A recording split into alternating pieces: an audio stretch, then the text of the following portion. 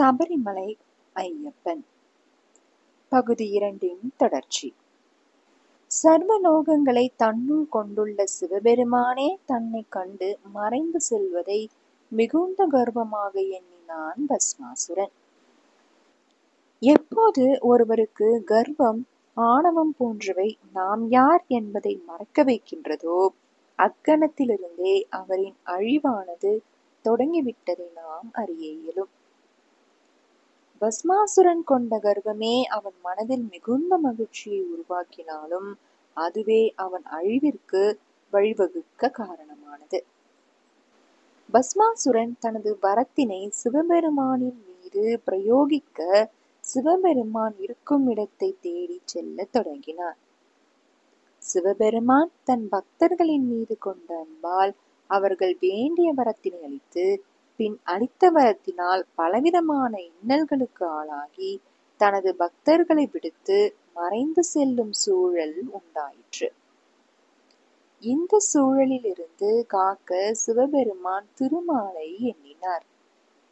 சிவபெருமானை தேடிச் சென்ற பஸ்மாசுரன் வழியில் அழகிய உருவம் கொண்ட, காண்போரை ஈர்க்கும் வண்ணம், உடல் அழகும் முக அழகும் கொண்ட ஒரு பெண்ணை கண்டு தான் எதற்காக இங்கு வந்துள்ளோம் என்ற எண்ணத்தையும் மறந்து அந்த பதுமையின் பின்னே செல்ல தொடங்கினான். எழில் மிகுந்த அழகான உருவம் கொண்ட பதுமையே திருமாலின் மோகினி அவதாரம். பின்பு பதுமையிடம், யார் நீ? இவ்வளவு எழில் கொண்ட உன்னை இதுவரை நான் கண்டதில்லை என்று பஸ்மாசுரன் அந்த பதுமையிடம் கூறினான். பஸ்மாசுரனின் பதிலை கேட்ட பதுமையான மோகினி பஸ்மாசுரனை பார்த்தபடி ஒரு அழகிய எழில் மிகுந்த புன்னகைத்ததும் அவன் தன்னை முழுவதும் மறந்தான். மோகினியின் அழகிய சிரிப்பில் தன்னை மறந்து தான் யார் என்பதை அறியாமல் நின்றிருந்த பஸ்மாசுரன் தன் மனதில் தோன்றிய எண்ணங்களை மோகினியிடம் எடுத்துரைத்தான். அதாவது, நான் அசுர குலத்திலேயே மிகவும் பலம் வாய்ந்தவன் என்றும் என்னை எவராலும் வெல்ல இயலாது என்றும் என்னை கண்ட சிவபெருமானே பயந்து மறைந்துள்ளார் என்றும் தன்னை பற்றிய பெருமைகளை மோகினியிடம் எடுத்துரைத்தான்.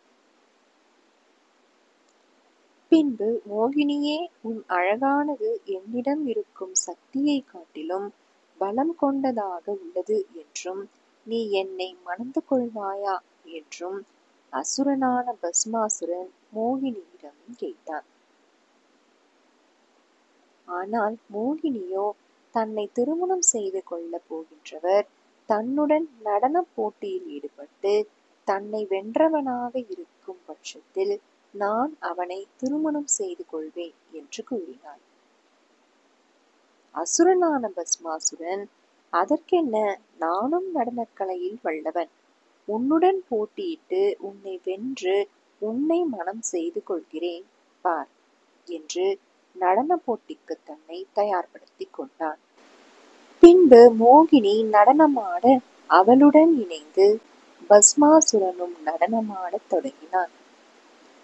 நடனக்கலையில் தனது வலது காலை தூக்கி இடது கால் இவ்வுலகை வெல்லக்கூடியவர் என்பதை போல தனது சிகை அலங்காரம் மற்றும் வாகனங்கள் மூலம் அனைத்தையும் வெளிப்படுத்தி கொண்டிருந்தார் மோகினி. மோகினியின் நடனத்திற்கு தகுந்தாற்போல் பஸ்மாசுரன் தனது நடன கலைகளின் மூலம் மோகினி நடனத்திற்கு ஈடு கொடுத்து ஆடிக்கொண்டிருந்தான். பஸ்மாசுரனின் கவனம் முழுவதும் மோகினியை சுற்றியே இருக்கும் பட்சத்திலும் அவள் ஆடும் நடன அசைவுகளை கவனிப்பதிலும் தனது முழு எண்ணத்தையும் அவள் மீது மட்டுமே கொண்டிருந்தான்.